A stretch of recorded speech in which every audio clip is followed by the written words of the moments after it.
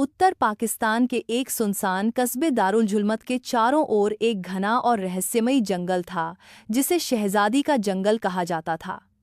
सदियों पहले इस जंगल में एक जालिम बादशाह ने अपनी बेटी ज़हरा ही को बेरहमी से कत्ल कर दफना दिया था, और उसके बाद से यहाँ डरावनी और अजीब घटनाएं होने लगीं।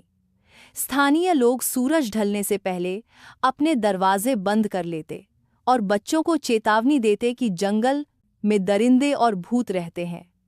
अरहम, अदनान, तैमूर और शाहज़ैब 4 दोस्त थे जिन्हें रोमांच का शौक था, और उन्होंने इस जंगल की हकीकत जानने का फैसला किया। जैसे ही वो जंगल में दाखिल हुए, अजीब ठंडी हवाएं और सन्नाटा उनका स्वागत करने लगा। परिंदों की आवाज़ें भी डरावनी लग रही थीं और दरख्तों की शाखें सरगोशियां कर रही थीं। रास्ते में एक जर्जर दरख्त के नीचे इंसानी खोपड़ी देखकर तैमूर ने मजाक किया, लेकिन अदनान का रंग उड़ चुका था। रात होते ही जंगल में अजीब आवाज़ें गूंजने लगीं। भेड़िए की हुव्व, दरख्तों की सरसराहट और कहीं दूर उल्लू की डरावनी आवाज़। अचानक एक काला शेर उनके सामने आ गया, जिसकी सुर्ख आंखें और लंबे दांत गैर मामूली थे। वो दहाड़ मारकर अंधेरे में गायब हो गया। दोस्तों को एक पुरानी झोंपड़ी नजर आई, जहां एक बूढ़ी औरत बैठी थी, जिसका चेहरा झुर्रियों से भरा और आंखों में गैर-इंसानी चमक थी। उसने खबरदार किया कि अब वो वापस नहीं जा सकेंगे, और उसकी शक्ल बिगड़कर नाखून खंजर जैसे हो गए।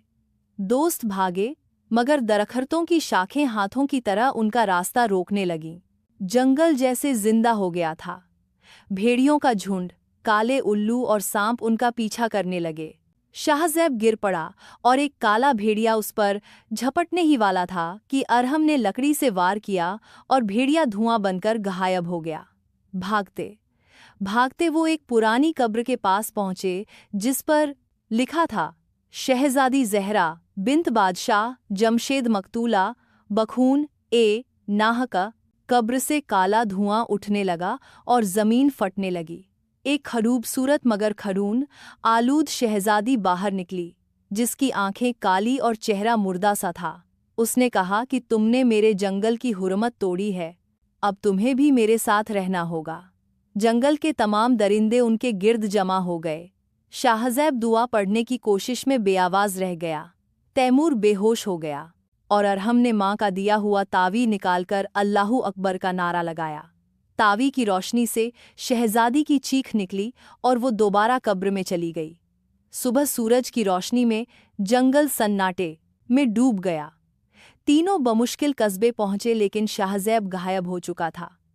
लोग आज भी कहते हैं कि जो इस जंगल में रात के वक़्त जाता है वो कभी वापस नहीं आता, और दरख्तों की शाखों पर रात के वक्त खून के धब्बे और चीखों की आवाज़ें सुनाई देती हैं। अगर आपको ये स्टोरी पसंद आई हो तो चैनल को लाइक करें, सब्सक्राइब करें और अपने दोस्तों के साथ शेयर करना न भूलें।